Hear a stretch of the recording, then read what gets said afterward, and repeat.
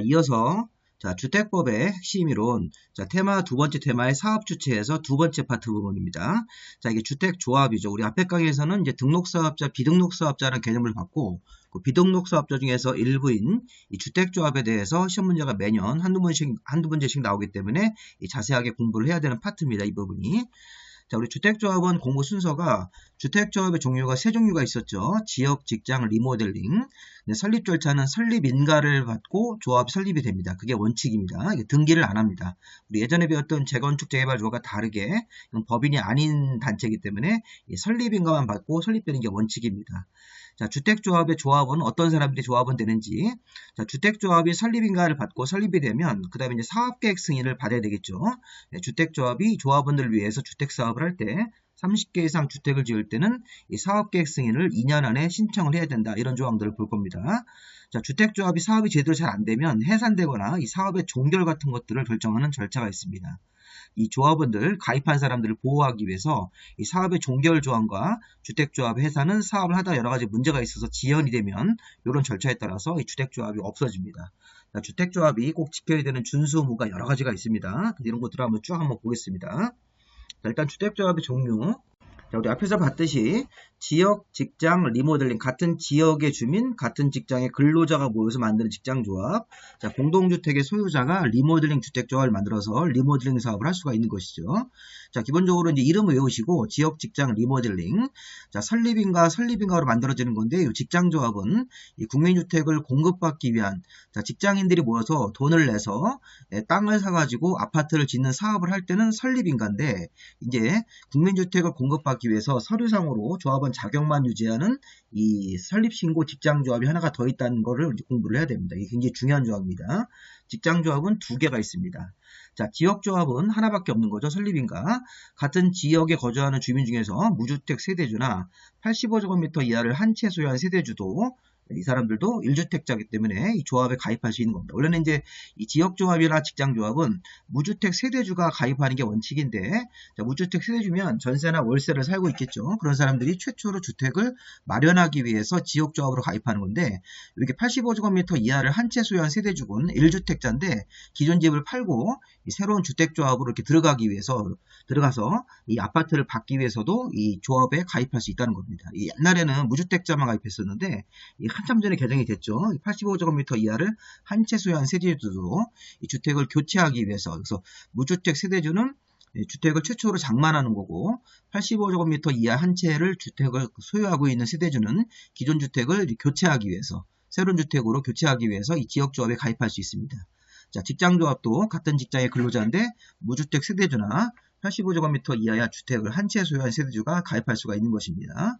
직장조합은 하나가 더 있죠. 국민주택을 받기 위해서 서류상으로 조합원 명단만 만드는 조합이 있는데 이런 조합은 신고로 만들어집니다. 인가보다 간단하게. 그리고 무주택 세대주로만 구성할 수 있다. 이렇게 국민주택을 받을 자격은 무주택자한테만 있기 때문에 무주택 세대주로만 신고하고 만들어지는 직장조합이 하나가 더 있으니까 직장조합은 두 개가 있네요. 리모델링 조합은 위에 거랑 다릅니다. 성격이. 리모델링 주택조합은 공동주택 소유자나 공동주택 내 복리시설 상가 소유자들이 리모델링을 하기 위해서 설립하는 조합이 리모델링 조합이고 리모델링도 설립인가를 가지고 만들어지는 것입니다. 주택조합의 종류 보시고 이 설립 절차가 설립인가가 원칙인데 설립 신고로 만들어지는 직장조합이 하나가 더 있습니다. 그리고 주택조합의 종류를 다시 한번 확인해 보겠습니다. 지금 주택조합의 종류는 지역부터 먼저 보는데 지역조합은 설립인가로 만들어지는 거죠. 같은 지역에 거주하는 주민 중에서 무주택 세대주나 85제곱미터 이하를 한 채 소유한 세대주가 이 조합원들의 주택 건설 사업을 위해서 이 돈을 내가지고 주택조합에 가입하는 거죠. 돈을 내면서 돈을 내서 그 돈을 모아서 땅을 사가지고 건설회사랑 계약해가지고 아파트 공사를 시작하는 겁니다. 그래서 조합원들이 아파트 하나씩 받아가고 남는 게 있을 때는 뭐 이제 일반 분양이 들어가겠죠. 그래서 중요한 점은 같은 지역에 거주할 때 이 서울, 경기, 인천도를 같은 지역으로 보는 겁니다. 이제 지역이 광역화로 이제 바뀌었죠. 몇 년 전에. 대전, 충남, 세종도 같은 지역이고 충북 전체 같은 지역이고 전북도 이런 식으로 광주, 전남이 같은 지역으로 보는 겁니다. 부울경, 대구, 경북을 같은 지역으로 보기 때문에 과거에는 대구면 대구 안에서만 지역조합을 인정했는데 이렇게 넓어졌습니다. 이게 범위가. 자, 다음 이제 직장조합. 직장조합도 설립인가로 만들어지는데 같은 직장의 근로자 중에서 주택이 없는 세대주나 아니면 85제곱미터 이하를 한 채 소유한 세대주도 이 직장조합에 가입할 수 있다는 것입니다. 다만 국민주택을 공급받기 위해서 설립신고로 만들어지는 직장조합입니다. 자, 이렇게 설립인가로 만들어지는 직장조합은 자, 무주택 세대주나 85제곱미터 이하를 한 채 소유한 세대주로서 같은 직장의 근로자면 가입할 수 있는데 자, 설립신고 직장조합은 국민주택을 받기 위해서 무주택 세대주로만 구성을 할 수 있는 것입니다. 설립신고로 만들어지는 직장조합. 자, 리모델링 주택조합은 공동주택의 소유자나 복리시설의 소유자가 리모델링 사업을 하기 위해서 그래서 공동주택 소유자니까 이게 무주택 세대주랑 기본적으로 다릅니다. 이게 이건 이제 별도로 따로 봐야 될 겁니다. 리모델링 파트에 가서도 다시 한번 확인할 건데 지역 직장을 하나의 성격으로 묶고 리모델링 주택조합은 별도로 이렇게 성격을 빼서 공동주택 소유자나 복리시설, 상가 소유자가 리모델링 사업을 하기 위해서 구성을 하는 것입니다. 자, 그 다음에 이제 주택조합의 설립 절차는 아까 제가 설립인가라고 얘기했고, 이제 설립신고 직장조합이라는 게 하나 따로 있었죠. 자, 주택조합을 기본적으로 설립하는 경우에는 자치시와 자치도의사, 기본적으로 시군구청장한테 설립인가를 신청을 해서 설립인가를 받아서 이 조합이 설립이 되는 겁니다. 자, 설립인가 받은 사항을 변경, 해산, 폐지하는 경우도 인가를 받아야 되는 거죠. 근데 아까 얘기했듯이 국민주택을 공급받기 위해서 직장조합이라는 거 하나 더 만들 수 있다. 이건 설립 신고 대상으로 직장조합을 만들 수 있습니다. 자, 무주택 세대주로만 구성하는 국민주택을 받기 위해서 조합원 명단만 가지고 이 직장조합을 만들 수 있는데 돈도 안 내는 거죠, 이런 것들은. 국민주택을 받기 위해서 별도로 이렇게 자금 같은 걸 내지 않고 직장조합을 만드는데 이거는 간단하게 설립신고로 만들어지는 겁니다. 자, 설립신고로 만들어지는 이 직장조합은 국민주택을 받기 위한 직장조합은 무주택 세대주로만 구성을 하고 자, 이 설립신고로 만들었기 때문에 해산, 변경, 폐지도 신고해가지고 그 관련 절차를 진행할 수가 있다는 것입니다. 여기 시험문제에서 나왔던 내용이니까 한번 보시면 되겠습니다. 자, 시험문제에서 25회 때 이걸 뭐 시도지사한테 설립인가를 신청한다. 관청 이름도 바꿨고 뭐 그런 식으로 냈으니까 설립인가 받은 거를 변경 폐지할 때도 해산할 때도 인가. 자, 신고 대상 직장조합은 신고로 설립됐으니까 이 해산, 변경, 폐지도 신고를 해야 된다. 이렇게 읽어보시면 되겠습니다. 자, 그래서 자, 이 그림을 보시면 자, 우리 이제 앞에 강의에서 등록사업자라는 사람이 있었고 비등록사업자라는 사람이 있었습니다. 특히 비등록사업자 이 주택조합 중에서 지역, 직장, 리모델링 조합이 이렇게 설립인가로 만들어지고 있는 요거를 지금 배우고 있는 겁니다. 참고로 해서 이제 직장조합이 신고로 만들어진 직장조합은 참고로 보시고 그럼 이제 설립인가를 받으면 다음 절차가 이제 2년 안에 이 사업계획 수행을 신청하는 겁니다. 자, 리모델링 주택조합도 설립인가를 받은 다음에 리모델링 허가나 리모델링 사업계획 승인이라는 절차로 이렇게 진행을 할 겁니다. 자, 지역 직장조합은 자, 설립인가를 받은 다음에 조합원들을 위한 아파트 사업을 위해서 땅을 매입을 하고 땅 매입이 끝나면 이 설계도를 만들어서 30개 이상 주택 사업을 하기 위해서 2년 안에 이 설계도 같은 걸 준비해 가지고 사업계획 승인을 신청합니다. 자, 리모델링 주택조합은 자, 리모델링이라는 게 자기 집을 고치는 대선 형태라든가 또 대선을 하면서 일부 증축을 해가지고 아파트를 더 많이 더 추가로 줄 수 있는데 자, 추가로 짓는 개수가 29개 이하일 때는 리모델링 허가, 자, 30개 이상일 때는 리모델링 사업계획 승인으로 가는 겁니다. 그래서 우리가 리모델링도 지금 보시면서 자, 리모델링 사업을 하기 위해서 공동주택 소유자나 복리시설의 소유자가 설립인가를 받았습니다. 그럼 그 다음 절차가 뭔지를 우리가 봐야 되는데 자, 리모델링 허가로 갈 때도 있고 리모델링 사업계획 승인으로 갈 때도 있다는 것입니다. 자, 왜 그러냐면 리모델링 사업을 하면서 추가로 이제 기존 주택을 고치죠. 리모델링이라는 게 기본적으로 고치는 사업을 하는 건데 고치면서 추가로 더 짓는 개수가 나올 수 있습니다. 증축 형태로. 추가로 더 이렇게 세대수를 증축할 때 29개 이하로만 증축하면 기존 주택을 고치면서 29개 이하로만 증가하면 리모델링 허가라는 절차로 가는 거고 30개 이상 증가하면 이게 사업계획 승인 대상이 되기 때문에 30개 이상이 증가하면 리모델링도 이렇게 사업계획 승인으로 가야 됩니다. 자, 지역 직장조합은 설립인가 받으면 항상 사업계획 승인이고 여기 사업계획 승인 절차가 이 설립인가 다음 절차라는 걸 잘 기억을 해달라는 겁니다. 어떤 식으로 절차를 진행할 건지. 자, 그 다음에 이제 중요한 거 나왔네요. 설립인가 신청을 할 때 제출한 서류에서 자, 시험 문제에서 이제 최근에는 조금 안 나왔지만 이거 자주 물어봤습니다. 과거에. 자, 지역 직장조합 설립인가 받을 때 내는 서류하고 리모델링 조합인가 리모델링 주택조합의 설립인가를 받을 때 제출한 서류가 있는데 이 검은색 부분은 공통입니다. 이 창립총회 회의록, 조합장 선출 동의서, 조합의 내규인 규약이죠. 규약. 이 법인이 아니기 때문에 규약이라는 내규를 만듭니다. 정가를 만들지 않고. 조합원 명부 사업계획 세력은 공통인데 이 빨간색 부분하고 이 파란색 부분은 이거는 조합의 성격 때문에 서로 서류 성격이 다릅니다. 그래서 이걸 잘 구분을 하셔야 됩니다. 자, 우선 우리가 지역하고 직장조합을 보시면 지역 직장조합은 기본적으로 무주택 세대주가 모여서 지역이나 직장조합을 만듭니다. 자, 지역 직장조합에 가입을 할 때 이제 가입비 같은 돈을 냅니다. 그럼 그 돈을 모아서 주택을 건설할 대지를 15% 이상의 소유권을 먼저 확보하고, 자, 지역 직장조합은 무주택자들이 만들어지는 겁니다.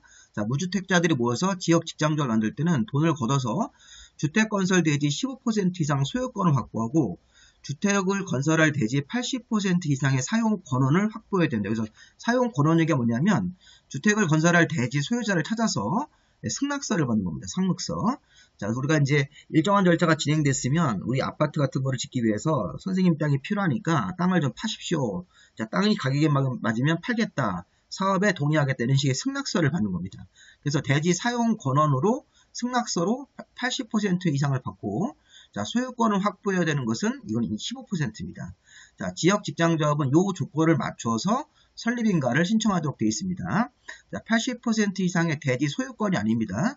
자, 80% 이상 주택 건설할 대지의 소유자한테 가서 사업에 대한 동의서, 승낙서를 받는 겁니다. 그리고 나중에 가격이 맞으면 우리가 땅을 사주겠다 이런 식으로 이렇게 설득을 해서 승낙서를 받으면 이게 80% 주택 건설할 대지의 80% 이상 정도 면적의 사용 권원 승낙서를 받고 대신 소유권은 15% 정도는 확보를 해야 됩니다. 그래야지만 이 지역 직장조합의 모집 주체가 이 설립인가를 받을 수 있습니다.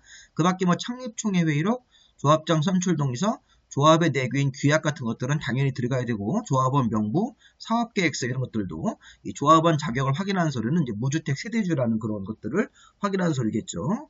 자, 근데 이제 리모델링 주택조합은 이 동의서, 결의서가 필요합니다. 자, 리모델링은 우리가 앞에서 10년 지나면 대손 형태로 할 수 있고, 15년 지나면 증축 형태로 할 수 있기 때문에, 자, 리모델링은 요 10년, 우리 이제 리모델링 대상 그 주택이 뭐 아파트면 아파트가 10년 지났다는 서류 또는 15년 지났다는 서류가 들어가야 되고, 추가적으로 각 동별 과반수 전체 3분의 1이라는 동의서가 필요합니다. 자, 리모델링은 주택 건설할 대지의 80% 사용 권원이 아닙니다. 그래서 소유권 15%가 들어가시면 안 됩니다. 이걸 잘 생각을 해 보십시오. 자, 이거는 당연한 거죠. 왜냐면 리모델링 사업 같은 거 할 때는 공동주택의 소유자가 자기 아파트 단지 안에 있는 소유자들이 리모델링 조합을 만든 거기 때문에 그 아파트 단지 소유자들이 소유권을 다 갖고 있습니다. 그래서 소유권이 필요한 게 아니라 동의가 필요한 거죠. 그래서 각 동별 구분 소유자와 의결권의 각 과반수, 전체 구분 소유자 및 의결권의 각 3분의 2인데 중간에 있는 말을 그냥 빼버리고 각 동별 과반수, 전체 구분 소유자 의결권의 각 3분의 2인데 그냥 각 동별 과반수 전체 3분의 2 동의요건 잘 기억하십시오. 조합 설립인가 받을 때는 이 조합 설립인가의 결의서, 그래서 나중에 이 결의에 반대하면 매도 청구라는 것도 받게 됩니다. 그래서 우리가 이제 각 동별 각 과반수 전체 3분의 2 이상 동의서가 들어가야 되고, 자, 리모델링 대상 주택이 대선 형태면 10년 지났다는 서류, 15년 지났다는 것이 증명되는 서류 같은 것들을 제출해야 되고, 그 밖에 이 창립총회 회의록 같은 거, 조합장 선출 동의서, 규약 같은 거 공통으로 이런 서류가 들어가면 됩니다. 자, 시험 문제에서는 이제 이걸 바꿉니다. 만약에 지역이나 직장조합의 조합 설립인가를 받을 때 조합 설립 결의서로서 뭐 각동별 과반수 전체 3분의 1 이상 동의서가 들어간다 그러시면 안 됩니다. 이 파란색 같은 거는 리모델링에만 적용되는 거고, 이 붉은색으로 표시된 이 부분이 지역 직장조합 설립인가 받을 때 제출되는 서류라고 잘 생각을 해보시기 바랍니다. 자, 그 다음에 두 번째 파트 주택조합의 조합원으로 가보겠습니다. 자, 이 주택조합의 조합원은 주택조합의 조합원은 주택건설 예정 세대수에 만약에 이제 지역 직장조합으로 아파트를 1000개를 지으면, 자, 주택건설 예정 세대수 1000세대에 50% 이상이니까 최소한 500명은 모집이 돼야 됩니다. 그리고 최소 인원수는 20명 이상은 조합원으로 모집이 돼야 되고, 주택건설 예정수의 절반 정도 이상인 50% 이상 조합원으로 구성을 해야 되고, 자, 최소 인원수는 20명 이상 모집을 해야 되는데 이 조건이 리모델링에는 적용되지 않습니다. 그래서 리모델링은 이 조건이 적용되지 않는 겁니다. 우리가 지역 직장조합 만들 때는 무주택 세대주나 85제곱미터 이하를 한 채 가지고 있는 세대주가 모이기 때문에 그런 사람들의 인원수가 일정 비율을 맞춰야 된다는 겁니다. 주택건설 예정세수가 1000세대면 1000세대의 50% 이상인 500명 이상으로 모집이 돼야 된다. 실무가면 이제 우리가 막 지역 주택조합을 모집한다고 하기 위해서 막 광고 내고 그러는 게 이런 것들 때문에 그렇습니다. 그래서 우리가 지역 직장조합을 모집한다 이렇게 막 광고를 합니다. 우리가 재건축 재개발조합원은 모집을 하지 않습니다. 지역조합이나 직장조합 같은 거 할 때는 이런 모집 절차가 들어가죠. 그래서 뭐 지역조합, 조합원 대모집 뭐 이런 식으로 해가지고 주변보다 저렴한 시세로 아파트를 뭐 장만할 수 있다 이런 식으로 해서 지역 직장조합을 모집하는 거죠. 50% 이상 비율을 맞추기 위해서. 자, 그 다음에 최소한 인원수는 20명 이상은 모집해야 되고 리모델링 조합은 그러하지 않다. 그래서 제가 이렇게 별 표시를 친 이유는 뭐냐면 이 파란색 규정이 지역 직장에만 적용되는 겁니다. 자, 리모델링에는 적용이 되지 않습니다. 자, 이게 시험의 포인트입니다. 여기서도 우리 앞에서 본 것이 대지 80% 이상 사용권은 15% 이상 소유권은 지역 직장에만 적용되는 거고, 자, 리모델링에는 이 리모델링 주택조합의 설립인가 받을 때 그 공동주택 소유자 전체를 대상으로 해서 각 동별로 과반수 전체 3분의 1 이상 동의, 10년 또는 15년 이상 지났다는 그 공동주택 대상이 리모델링 대상 공동주택이 이렇게 이 기간이 지났다는 게 증명되는 서류 같은 경우도 이 지역에는 필요 없는 거죠. 리모델링에만 들어가는 그런 서류니까 그런 걸 같이 이렇게 개념을 잡아서 그런 뜻입니다. 그래서 우리가 이 조합원 자격할 때 자, 이 조합원 자격은 기본적으로 조합원은 주택건설 예정 세수의 50% 이상으로 구성이 돼야 되고, 자, 20명 이상 조합원으로 모집이 돼야 됩니다. 자, 리모델링은 그러하지 않고요. 자, 이제 조합원 기본적으로 자격은 지역조합원은 자, 설립인가 받을 때 자, 좀 설립인가 신청한 날로부터 입주 가능한 날까지, 그러니까 입주하는 날까지 주택을 소유하지 않은 무주택 세대주나 자, 주거 전용 면적 85제곱미터 이하를 한 채 가지고 있는 그런 세대주도 기존 집을 팔고 이 새로운 이 지역조합원 아파트를 받기 위해서 조합원에 가입할 수 있다는 것입니다. 자, 추가 조건으로 동일한 모집 지역에 6개월 정도 이상은 거주를 해야 됩니다. 근데 이제 이게 어떤 뭐 같은 지역에서 조합원으로 들어갈 때 이상한 집 뭐 3개월밖에 안 되고 그러면 좀 기다렸다가 지역조합원에 가입을 해야 되겠죠. 또 본인이나 배우자가 다른 지역에 다른 지역조합이나 직장조합원 자격이 있으면 안 되는 겁니다. 이중으로 들어갈 조합원 자격이 있으면 안 된다는 것이죠. 그래서 지역조합원은 동일한 모집 지역에 6개월 이상 거주, 자, 본인이나 배우자가 다른 지역조합이나 다른 직장조합원이 아니어야 된다. 이건 뭐 당연한 조항입니다. 자, 그래서 그 다음에 여기 자격을 유지하는 건데, 자, 이거 일단 수정을 하고 자격 유지입니다. 자, 조합원이 근무나 질병, 유학, 결혼 등 이런 부득이한 사유로 자, 세대주 자격을 일시 상실한 경우다. 자, 같은 지역에 무주택 세대주로 이렇게 있다가 근무나 질병, 유학, 결혼 등의 이유로 자, 그 지역을 벗어나는 경우도 있습니다. 이 벗어난 이유가 이제 부득이한 사유라고 이렇게 써 있으니까 이런 부득이한 사유로 뭐 1년 정도 자격을 상실한 경우라고 하더라도 신구청장이 인정을 하면 이건 조합원 자격이 있는 것으로 본다. 이렇게 돼 있으니까 이거 28회 때 시험 문제 한번 나왔던 거기 때문에 읽어보시면 되겠습니다. 그래서 이거는 뭐 같은 지역의 조합원이면 입주 가능한 날까지 같은 지역에서 주택을 소유하고 있지 아니한 그런 세대주 자격을 유지하고 있어야 되는데 이 근무나 질병, 유학, 결혼 등으로 부득이한 사유로 자, 같은 지역을 벗어나서 또 이렇게 세대주 자격을 일시 상실한 경우라면 신구청장한테 인정을 받아서 조합원 자격이 있는 것으로 보고 조합원 지위를 그대로 유지시켜주는 경우도 있다는 것입니다. 자, 직장조합은 또 지역조합하고 유사합니다. 설립인가. 다만 이제 설립 신고 직장조합은 무주택 세대주로만 구성하는 거죠. 직장조합원도 설립인가 신청한 날로부터 입주 가능한 날까지 주택을 소유하고 있지 아니한 세대의 세대주, 무주택 세대주나 85제곱미터 이하의 주택을 한 채 소유한 세대주가 같은 직장의 근로자면 직장조합원에 가입할 수 있습니다. 설립인가로 만들어질 때. 다만 이제 국민주택을 받기 위한 조합은 자, 설립 신고로 만들어지는 조합이 이거는 무주택 세대주로만 구성하는 것. 직장조합은 2개가 있네요. 자, 추가 조건으로 이 직장조합도 동일한 국가나 지자체 같은 법인의 같은 직장에 근무하는 사람이어야 되고, 직장조합도 본인이나 배우자가 다른 지역조합이나 직장조합원이 아닐 것, 이중조합원 자격이 있으면 안 되기 때문에 이것들은 당연히 보시면 되겠습니다. 자, 리모델링 조합은 공동주택의 소유자나 복리시설의 소유자가 들어갈 수 있습니다. 그래서 무주택 세대주라는 말 쓰시면 안 됩니다. 리모델링은 이 공동주택 소유자들이 모여서 리모델링 사업을 하면서 고치고 추가로 더 지을 가능성이 있으면 투하로 더 지어서 일반 분양을 하는 거기 때문에요. 자, 그 다음에 총회 의결. 자, 우리 총회가 의결하려면 적어도 조합원 100분의 10% 이상이 출석을 해야 되는데, 자, 이 중요한 총회일 때는 조합원의 100분의 20 이상이 출석을 해야 된다. 이거 시험 문제 한번 나올 수 있으니까. 노란색으로 쓴 걸 한번 잘 보세요. 자, 원래 총회가 의사결정을 하려면 적어도 조합원의 10% 이상, 100분의 10 이상이 해당 조합 총회에 출석을 해야 되는데, 자, 다음의 경우를 의결할 때는 자, 100분의 20 이상이 출석해야 된다. 직접. 여기서 중요한 게 뭔가 있냐면 기업 창립 총회하고 조합의 해산 결의에 관한 그런 총회가 되는 거죠. 이거 굉장히 중요한 겁니다. 창립하는 거하고 조합의 해산하는 거 처음과 끝이죠. 조합의 내부 규약 같은 걸 변경하는 거하고 조합의 임원 선임 이렇게 4개를 먼저 보십시오. 자, 그리고 나머지는 다 돈 문제입니다. 이게 지금 창립총회와 조합의 해산결의총회, 조합의 규약을 바꾸는 거하고 조합의 임원의 선임과 해임 같은 것들, 조합의 임원을 해임하는 것도 중요한 총회죠. 자, 작은 차입, 조합원들한테 부담이 되는 계약, 자, 업무 대행자를 선정하면 대행자한테 돈을 줘야 되고 시공자 선정도 시공자한테 돈을 줘야 되는 돈 문제입니다. 그 밖에 조합원들한테 자, 분담금 같은 것들에 대해서 확정하는 거, 조합원들한테 추가 분담금을 좀 내시오 이런 것들을 확정할 수 있는 이런 총회도 돈 문제 총회입니다. 그래서 이게 이 총회가 의결할 때 100분의 10 이상이 출석해야 되는데 100분의 20 이상을 출석을 해가지고 의결해야 되는 그런 사항들이 있는데 뭐 아닌 걸 찾아 이런 식으로 문제를 낼 수가 있겠네요. 자, 창립총회 최초로 여는 총회, 조합의 해산에 관한 총회 처음과 끝이죠. 조합의 규약인 내규를 변경하는 거, 조합의 임원의 선임과 해임 같은 것들도 중요한 총회입니다. 그 밖에 돈 문제, 자금을 빌리는 거 확정하는 총회, 조합원들한테 부담이 되는 계약 재결, 이것도 돈 문제죠. 자, 시공자 선정과 업무 대행자 선정도 이 사람들한테 돈을 줘야 되기 때문에 돈 문제랑 관련된 총회고, 그 다음에 조합원들한테 분담금을 확정하는 총회도 조합원들한테 추가적인 분담금을 부담시키는 거기 때문에 돈 문제 총회는 100분의 20 이상이 출석을 해야 됩니다. 자, 전자총회면은 코로나 사태 같은 게 생기면 이건 의무적으로 전자적인 방법으로 총회를 개최해야 된다. 인터넷 같은 화상으로 총회를 개최해야 되는 것입니다. 그래서 우리가 총회 소집 시기에 시구청장이 여러 사람들의 집합을 제한하거나 금지하는 조치가 이제 코로나 같은 게 생겼을 때 집합 금지 명령 같은 게 떨어지면 그때는 총회를 안 하는 게 아니라 전자적인 방법으로 총회를 개최를 해야 되는 것입니다. 의무사항으로.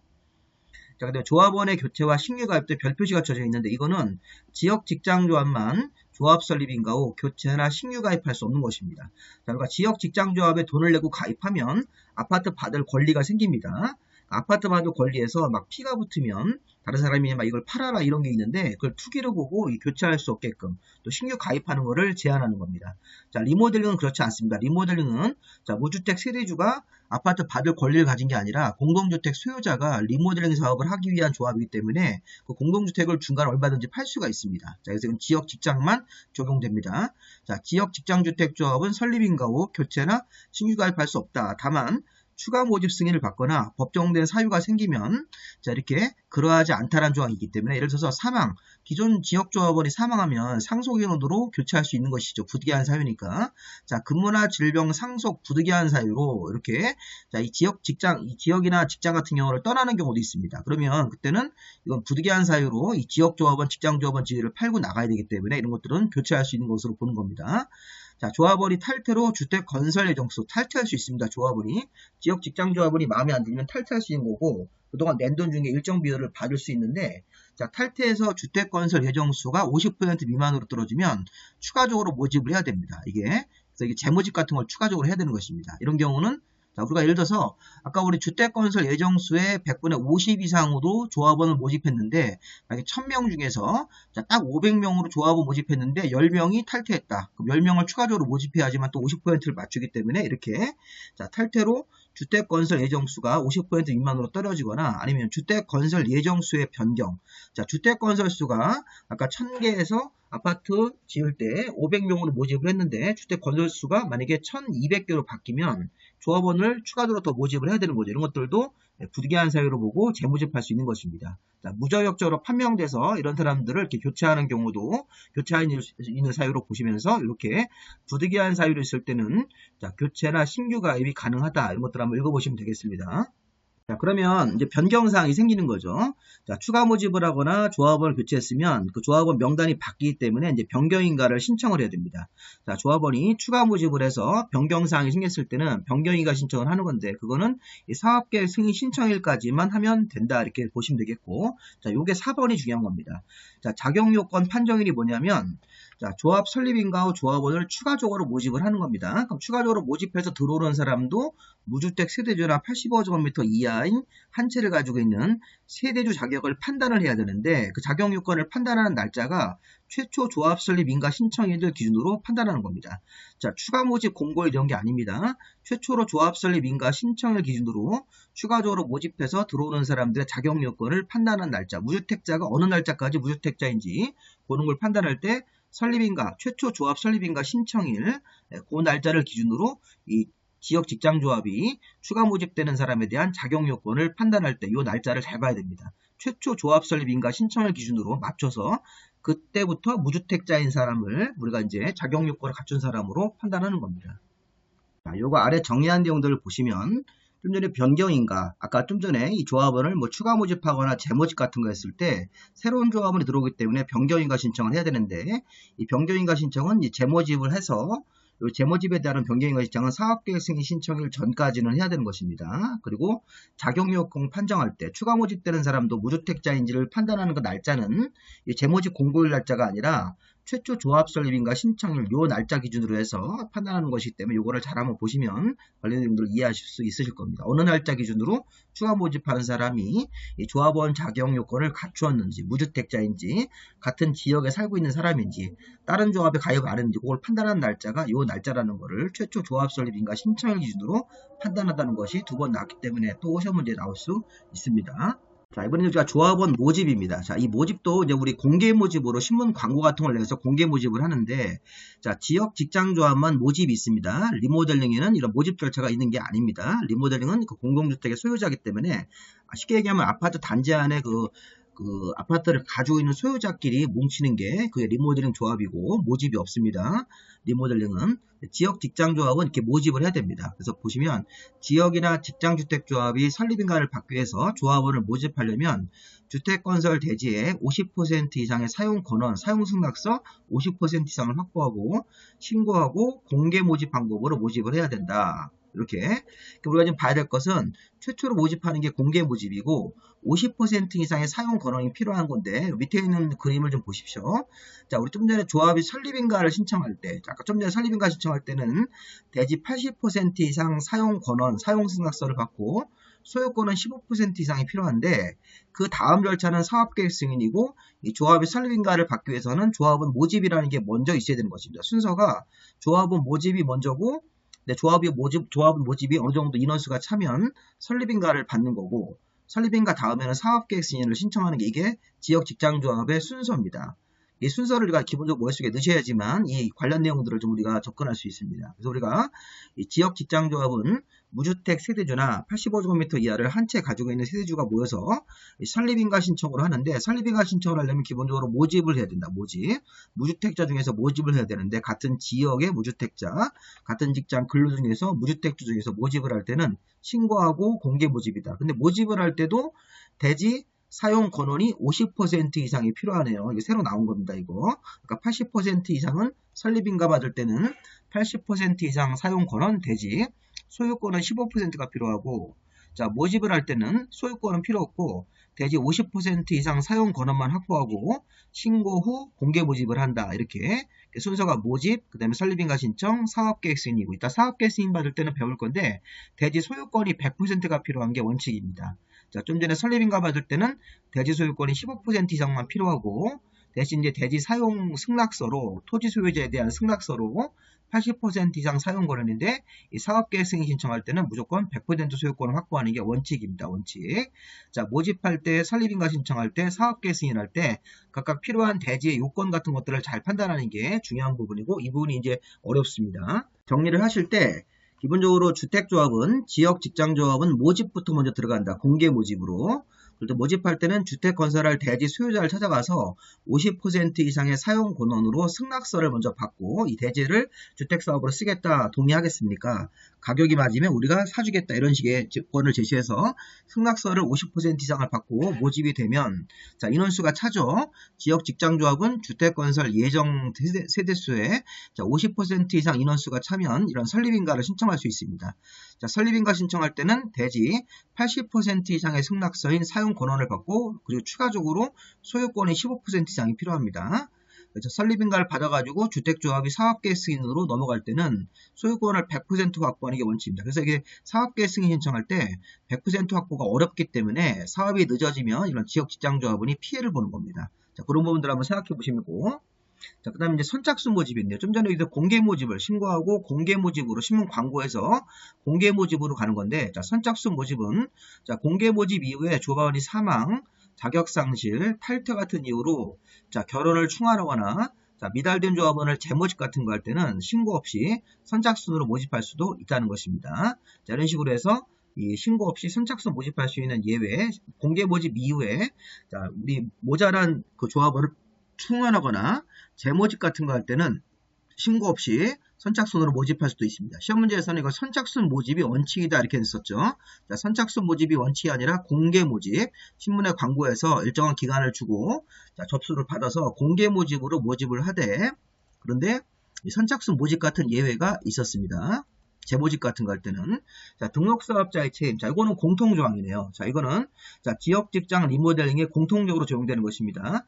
자, 주택조합과 등록사업자가 공동으로 사업을 합니다. 공동으로 사업하는데 자, 등록사업자는 자, 건설회사이기 때문에 시공자 책임뿐만 아니라 자신의 귀책 사유, 등록사업자 어떤 내부적인 사유로 사업 추진이 불가능, 지연됐을 때 자, 그거로 인한 조합원들한테 지연에 대한 그런 보상도 추가적으로 해야 됩니다. 그래서 시공자 책임, 부실공사했을 때는 그거를 책임져야 되는 거고 등록사업자 어떤 내부 사정으로 사업이 아예 불가능하게 되거나 지연됐을 때 그거로 인한 배상도 조합원들한테 배상을 해야 됩니다. 그래서 이거는 이제 지역조합이든 직장조합이든 아니면 이제 세대수가 증가되는 리모델링 주택조합은 이 주택조합이 등록사업자랑 사업을 공동으로 할 수 있고 공동으로 할 때는 이런 이중으로 책임을 부담한다. 이거는 공통사유라고 보시면 되겠습니다.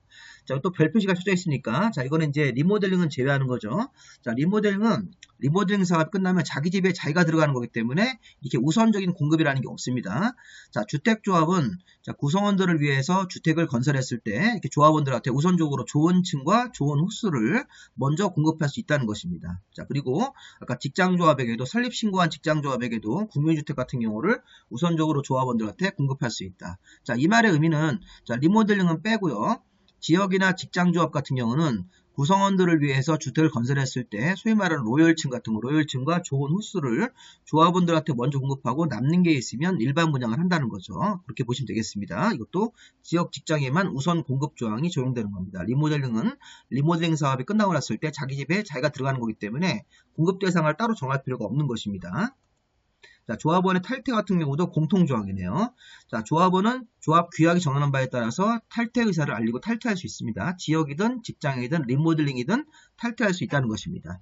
자, 탈퇴한 조합원은 제명된 조합원까지 포함해서 조합 규약이 정하는 바에 따라서 그동안 낸 돈 중에 일부를 비용을 환급 같은 거를 청구할 수 있습니다. 그래서 비용의 일부를 환급할 수 있는 것이죠. 만약에 지역조합원 가입했다가 한 6개월 후에 자, 이렇게 나중에 나는 탈퇴하겠다 그러면 탈퇴할 수 있는 것입니다. 나갈 때 그동안 낸 돈 중에서 뭐 사업 비용으로 쓴 걸 공제하고 나머지 비용을 정산을 해서 환급을 청구할 수 있다는 것입니다.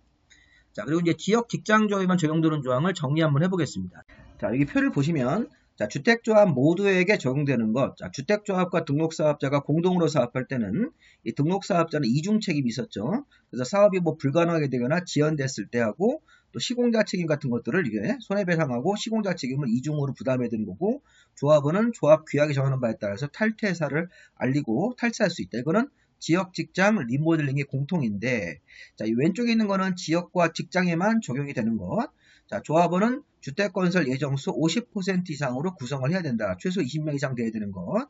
자, 리모델링에는 적용되지 않고 무주택 세대주나 85 이하를 한 채 가진 사람 중에서 모집하는 지역 직장조합은 주택건설 예정 세대수가 1000세대면 1000세대 50% 이상인 500세대 이상으로 구성이 되어야지만 조합 설립인가를 받을 수 있습니다. 지역 직장은 자, 지역 직장조합은 조합 설립인가 후 교체할 수 없다. 신규 가입할 수 없다도 리모델링에는 적용되지 않습니다. 자, 지역 직장조합이 설립인가를 받기 위해서 조합을 모집할 때, 자, 모집은 지역 직장에만 적용되는 거죠. 리모델링은 모집하지 않습니다. 그래서 주택건설대지 50% 이상 사용 권원으로 승낙서 받고 공개 모집으로 모집하는 것은 지역 직장에만 있는 조항. 자, 그 다음에 주택조합은 구성원들을 위해서 주택을 건설할 때 조합원들한테 우선적으로 공급할 수 있다. 이것도 리모델링은 제외하고 지역 직장에만 적용되는 것입니다. 만약에 시험 문제에서 뭐 리모델링 조합은 구성원들을 위해 건설된 주택을 조합원한테 우선 공급할 수 있다 그러시면 안 되는 겁니다. 리모델링을 제외하시는 겁니다. 자, 요거 리모델링을 제외한다는 걸 제가 따로 넣었습니다. 이렇게.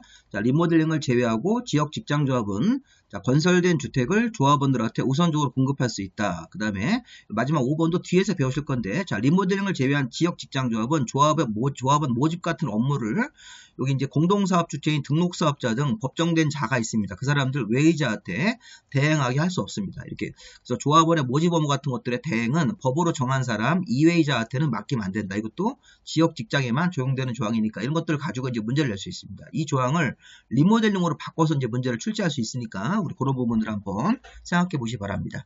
자, 그리고 세 번째, 사업계획 승인 신청기간. 자, 주택조합은 설립인가를 받고 나서 2년 안에 사업계획 승인을 신청한다. 다만 리모델링 조합이 30세대 이상 세수가 증가되지 않는 리모델링 조합은 2년 안에 리모델링 허가. 자, 우리가 기억할 건 뭐냐면 기간은 2년을 주겠다는 겁니다. 자, 주택조합이 설립인가를 받으면 2년 안에 30개 이상 주택사업을 하기 위해서 설계도 같은 걸 준비해가지고 사업계획 승인을 받는데, 다만 30개 이상 증가하지 아니하는 리모델링 주택조합이면, 자, 29개 이하로 증가되는 리모델링 사업 같은 걸 할 때는 일단 리모델링 허가라는 절차로 가야 되는 것입니다. 자, 이 그림 보시면 여기 아까 보신 그림인데, 지역 직장조합은 자, 설립인가 받고 30개 이상 주택사업을 하기 위해서 2년 안에 사업계획 승인. 자, 리모델링 주택조합도 자, 설립인가를 받고 나서 30개 이상 주택수가 증가되는 게 포함되어 있을 때는 이렇게 2년 안에 사업계획 승인 가는 거고, 리모델링 주택조합이 29개 이하, 즉 30개 이상으로 증가되지 않는 29개 이하로만 증가되거나 세대수 증가하기 없는 그런 형태일 때는 리모델링 허가라는 절차로 가는 거기 때문에 사업계획 승인과 리모델링 허가 대상이라는 게 어떤 건지를 한번 잘 보시기 바랍니다. 핵심은 리모델링 주택조합은 이렇게 두 가지 절차로 갈 수 있다는 겁니다. 사업의 내용에 따라서. 자, 리모델링 사업을 하면서 30개 이상 주택수가 증가되는 그런 내용이 포함됐을 때는 사업계획 승인, 리모델링 주택조합이 사업을 하면서 29개 이하로 증가하거나 증가하는 개수가 없는 이런 대선 형태로만 리모델링을 하면 리모델링 허가라는 심사를 설계도를 준비해서 받아야 되는 것입니다. 자, 그 다음 주택조합의 해산과 사업의 종결 조항. 자, 이 조항은 사업이 제대로 안 하면 주택조합을 해산하거나 사업을 종결해라 이런 얘기인데, 자, 일단 사업 종결부터 먼저 보겠습니다. 자, 조합원의 모집 신고가 수리가 된 날로부터 2년이 되는 날까지, 아까 좀 전에 지역이나 직장조합은 조합원 모집 신고 같은 것들을 기본적으로 하고 이제 모집 절차로 들어가게 돼 있죠. 자, 그러면 모집 신고가 수리가 되고 나서 조합원 모집을 먼저 해야 됩니다. 지역 직장은. 그럼 지역 직장 조합은 조합원 모집 같은 걸 하기 위해서 모집 신고를 하고, 아까 우리 공개 모집이라는 게 앞에서 있었죠. 그럼 지역 조합원, 지역 직장 조합은 모집 신고 수리가 된 날로부터 2년이 되는 날까지, 자, 주택조합의 설립인가를 받지 못하면 가입 신청자 전원으로 구성된 총회의결을 거쳐서 사업의 종결 여부를 결정하도록 되어 있다. 자, 이때 2년이 되는 날로부터 자, 3개월 안에 개최를 해야 되고 3분의 2 찬성이 되면 여기 우리 사업하지 말자. 가입자 전원으로 구성된 총회에서 우리 사업을 종결하자 이런 식으로 돈 그동안 낸 거 다 이렇게 나눠서 다시 반환받고 이런 식으로 해서 자, 여기 출석을 뭐 100분의 20 이상 해야 되는데 일단 3개월 안에 개최한다. 이게 무슨 얘기인가 한번 보십시오. 이 그림을 보시면 자, 이런 그림이 좀 더 이해가 잘 될 수 있습니다. 자, 우리가 지역 직장조합은 모집, 아까 공개 모집을 하기 위해서 신구청장한테 신고를 합니다. 그럼 신고가 수리가 되고 나서 2년을 주는 겁니다. 2년 안에 주택조합이 설립인가를 받아야 됩니다. 만약에 2년 안에 설립인가를 받지 못하면 가입자 전원으로 구성된 총회를 열어서 3분의 2 이상 의결을 거쳐가지고 사업을 종결하자. 우리 주택조합 설립인가를 2년 동안 못 받고 있으니까 우리 사업을 하지 말자. 이렇게 그동안 낸 돈은 다시 반환받자. 이런 식으로 사업의 종결 여부 결정이고, 자, 주택조합의 설립인가를 받으면, 자, 설립인가 받으면 아까 2년이 되는 날까지 사업계획 승인을 신청합니다. 자, 사업계획 승인 신청은 2년인데 사업계획 승인을 받아야 되는 것은 3년입니다. 사업계획 승인까지 완전히 받아야 되는 건 3년인데 3년 되는 날까지 사업계획 승인을 받지 못하면 다시 한번 조합원 전원이 이렇게 총회를 열어서 총회 의결을 거쳐가지고 해산 여부를 결정하도록 되어 있습니다. 이거는 조합의 해산, 이거는 사업의 종결입니다. 자, 사업의 종결이 먼저고 조합 해산 여부는 3년 안에 사업계획 승인을 받지 못하면 그러면 총회 의결을 거쳐서 조합의 해산 여부를 결정하도록 되어 있습니다. 다시 한번 내용을 보겠습니다. 자, 사업의 종결 여부는 지역 직장 조합 모집 신고가 수리가 되고 나서 2년이 된 날까지 자, 주택조합의 설립인가를 받지 못하면 자, 가입 신청자 전원이 모여서 총회를 열어가지고 총회 의결이 이제 3분의 2 이상 찬성입니다. 자, 총회를 여는 거는 그 2년이 되는 날로부터 3개월까지는 개최를 해야 되는 것입니다. 자, 출석은 뭐 100분의 20 이상이 출석을 해야 되는 것이고, 총회 의결을 열어서 자, 여기 3분의 2 이상 찬성이 나오면 자, 우리 주택조합 설립인가 때려치고 우리 사업을 종결하자 이런 식으로 결정하도록 되어 있고, 그 다음에 이제 주택조합이 설립인가를 받았습니다. 받고 나서 아까 2년 안에 사업계획 승인을 신청을 하고 사업계획 승인을 최종적으로 받아야 되는 것은 3년까지 사업계획 승인을 받아야 됩니다. 그래서 사업계획 승인을 3년이 된 날까지 받지 못하면 다시 한번 총회를 열어서 이때는 이제 이 3년이 된 날로부터 3개월 안에 총회를 열어가지고 총회에서 이 해산 여부를 결정하도록 되어 있는 것이죠. 자, 그래서 자, 일단 해산하고 사업의 종결총회 이렇게 있으니까 이 사업의 종결총회가 먼저입니다. 이 보시면 지역 직장조합이 자, 모집 신고 같은 것들을 해서 수리가 되고 나면 2년 안에 주택조합의 설립인가를 받아야 되는데 받지 못하면 2년이 되는 날 다음 날로부터 3개월 안에 총회를 열어서 자, 3분의 2 이상 찬성이 나오면 가입 신청자 3분의 2 이상 찬성이 나오면 사업의 종결 같은 것들을 결정해서 의결할 수 있는 것이고 자, 주택조합의 설립인가 받았으면 사업계획 승인을 받아야 되는 것은 3년입니다. 3년. 자, 3년까지 사업계획 승인을 받지 못하면 그 3년이 된 날로부터 3개월 안에 또 총회를 열어가지고 해산 여부를 결정하도록 되어 있습니다. 자, 이거 한번 잘 보시고요. 자, 시험 문제에서는 이 부분이 시험 문제 한번 나왔기 때문에 이 앞부분도 시험 문제 한번 나올 수 있다고 보셔야 되겠습니다. 이 종결총회는 요거를 모두 맞춰야 됩니다. 근데 이제 이 종결총회가 아닌 해산총회 같은 경우는 따로 요건은 없습니다. 대통령령에. 자, 그 다음에 주택조합의 설립인가 취소, 이거 임의적 사유로 취소할 수 있습니다. 주택조합이 거짓 부정한 방법으로 설립인가 받은 게 확인되거나 주택법에 따른 명령이나 처분 같은 거에 위반했을 때는 설립인가를 취소할 수 있다. 한번 이렇게 가볍게 보시면 되겠고, 자, 주택조합의 준수 의무. 자, 우리 주택조합이 지역 직장조합에서 우리 여러 가지 이제 사회적으로 여러 가지 문제가 될 수 있는 여러 가지 사기 사건이 많이 발생하기 때문에 이 주택조합이 지켜야 될 사업을 하면서 지켜야 될 준수 의무를 일일이 정한 겁니다. 자, 우선 설명 의무부터 먼저 보겠습니다. 자, 주택조합의 모집 주체 그러면 지역이나 직장조합이라고 생각하시면 되고 리모델링도 적용될 수 있는데 어쨌든 주택조합의 모집 주체는 자, 가입 계약서의 내용을 가입 신청자가 이해할 수 있도록 충분한 설명을 해야 됩니다. 충분한 설명. 자, 근데 모집 주체는 가입 신청자가 그 계약서 내용을 충분히 이해하였음을 서면으로 확인을 받아서 자, 이거를 가입 신청자한테 교부하고 이 서면으로 확인된 그 서류를 5년간 보관을 해야 됩니다. 또 충분히 설명도 해야 되고, 자, 충분히 관련 내용들을 이해하였다는 것을 서면으로 확인받아서 이 확인서를 자, 가입 신청자한테 교부하고 5년간은 이 서류를 보관을 해야 되는 것입니다. 충분히 설명했다는 내용을. 자, 이게 작년도 시험 문제인데, 자, 우리가 이제 지역 직장조합은 기본적으로 모집을 하죠.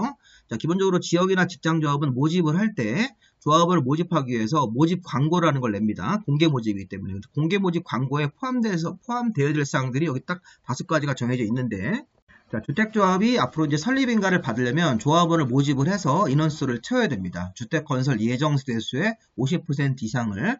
자, 그러기 위해서 이제 모집 광고를 할 때는, 자, 이게 이제 지역 직장조합에 대한 모집 광고라는 문구, 이걸 재건축 재개발로 소개하면 안 되는 거죠.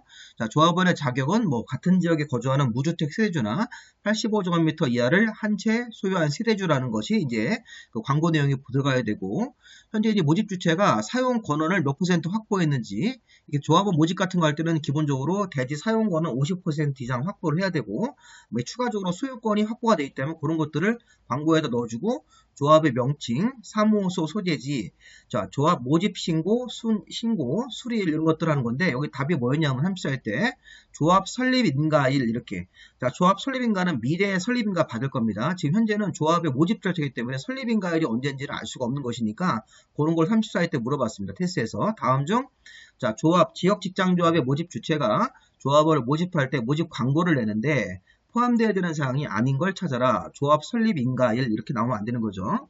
자, 시간의 흐름상 설립인가일은 조합 모집 광고 그 이후에 있는 거기 때문에 모집 광고를 할 때 이렇게 지역 직장조합은 모집이란 내용하고 조합원 자격, 자, 주택건설 대지의 사용 권한을 몇 % 이상 확보했는지 이런 것들, 뭐 50% 이상 확보했는지 이런 것들, 조합의 명칭, 자, 조합 사무 소재지, 조합 모집 신고 같은 것들은 미리 하고 모집 광고를 내기 때문에 이 날짜를 확인할 수 있는데 조합 설립인가일은 확인할 수가 없습니다. 자, 금지 행위. 자, 조합의 모집 주체가 조합의 모집 광고 같은 거 하거나 가입 같은 거 권유할 때 다음 행위를 해서는 안 된다. 읽어보시면 되겠죠. 자, 충분히 설명하지 않거나 조합원 자격 기준 같은 것들을 충분히 설명하지 않거나 뭐 누락해서 제한 없이 조합에 가입할 수 있다. 아무나 가입할 수 있다. 이런 식으로 오해하게 하는 그런 행위를 해서는 안 되는 겁니다.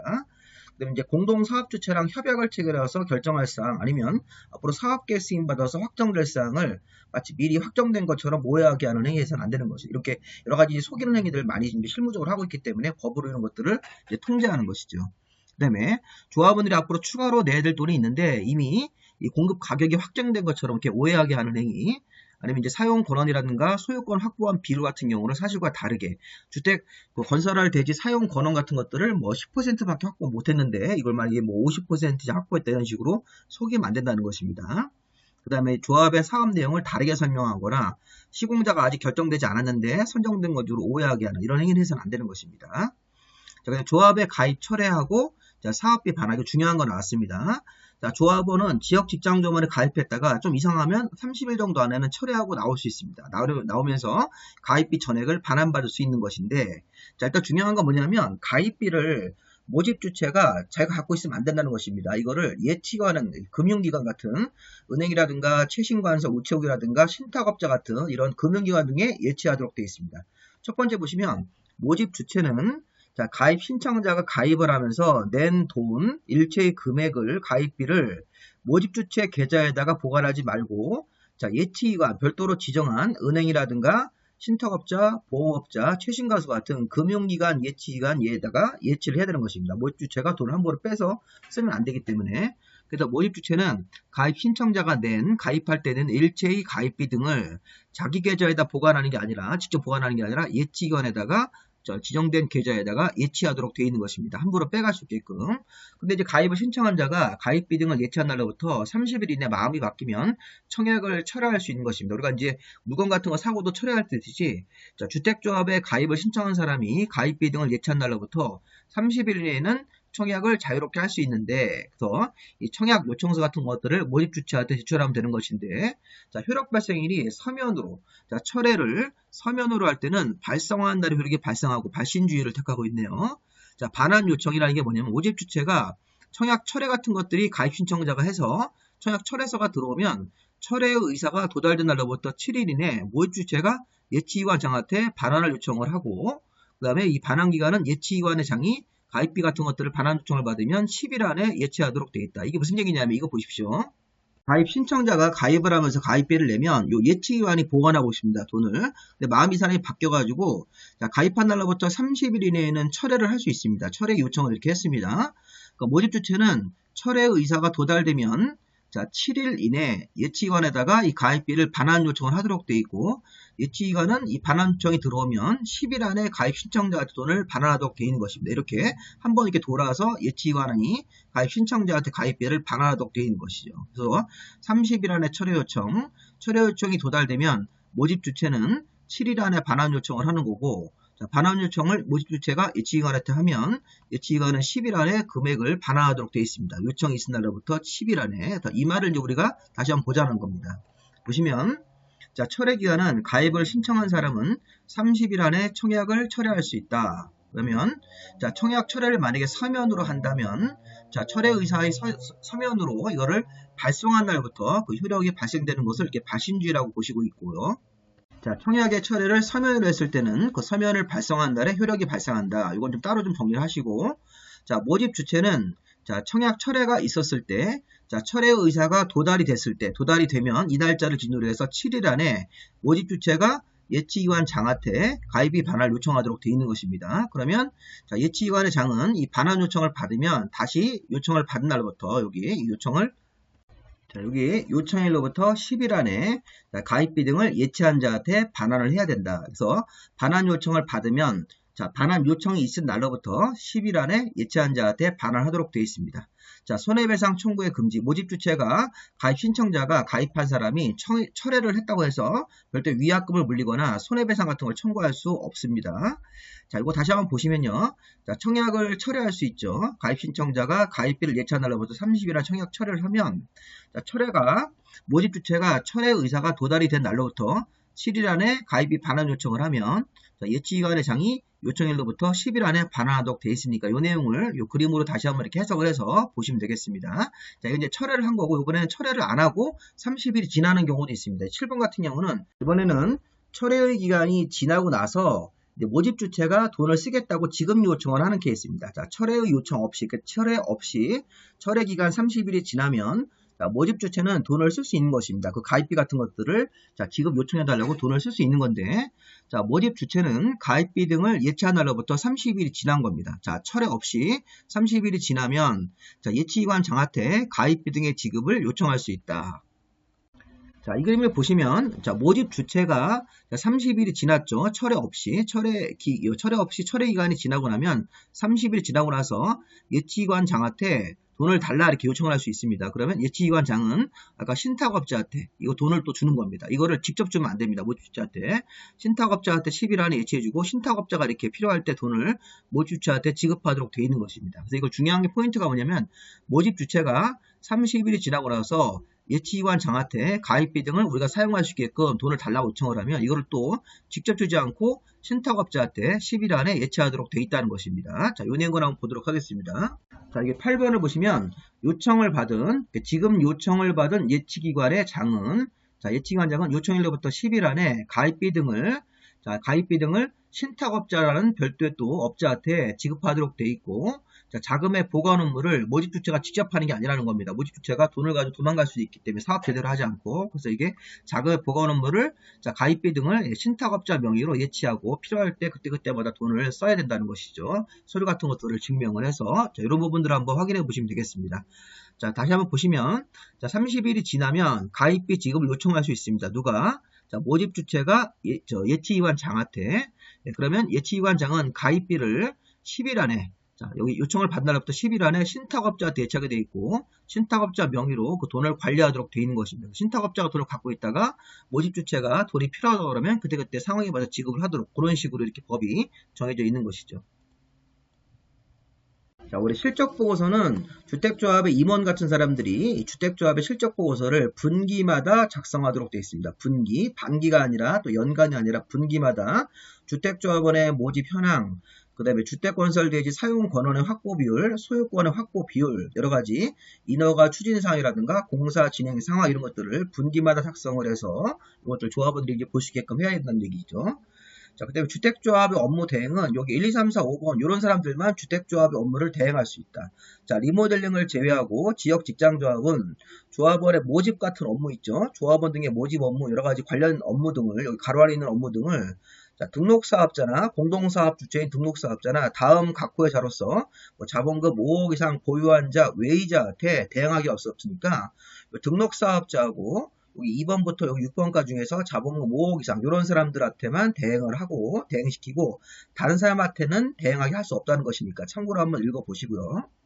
자, 회계감사는 이런 세 가지 케이스가 있을 때 30일 안에 회계감사를 받아야 됩니다. 자, 설립인가 받고 3개월이 지나면 회계감사 한번 받고 나서 이 결과를 이제 관청한테 보고하도록 되어 있습니다.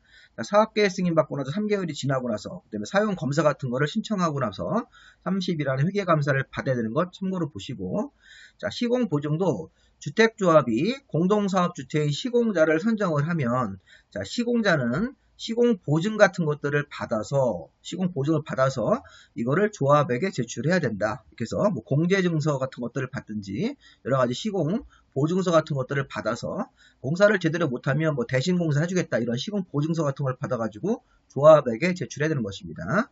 자, 주택조합이랑 시공자 이렇게 선정계약을 맺으면 시공자가 자, 보증서 같은 것들을 받아서 조합에게 제출하는 겁니다. 신구총장한테 제출하는 게 아닙니다. 시공보증서는 시공자가 이 시공보증서를 받아서 조합에게 제출하고 되어 있는 것입니다. 자, 조합임원의 퇴직사유 같은 것들 한번 읽어보시면 되겠죠. 행위 무능력자들, 파산자로 복권되지 않는 사람들, 금고 이상 시형받고 2년 지나지 않는 사람, 집행유예, 뭐 선고유예 이런 것들을 이런 자격요건에 미달되는 이런 사유가 있는데 이런 사유를 법으로 정해놓고 조합위원이 이런 사유에 되면 해당됐을 때 당연 퇴임하고 뭐 이렇게 퇴임했을 때 먼저 한 행위에 대해서는 효력을 상실하지 않는다. 이렇게 경과 규정 같은 게 있으니까 한번 읽어보시면 되겠습니다. 자, 여기까지 이제 주택조합 얘기를 마무리하고 이제 다음 강의는 이제 사업계획 승인 절차에 대해서 보도록 하겠습니다. 강의 내용이 좀 길었지만 잘 주택조합에 대한 내용들을 공부하시고 기출문제를 풀어야 하지만 풀리실 겁니다. 자, 여기까지 마무리하겠습니다.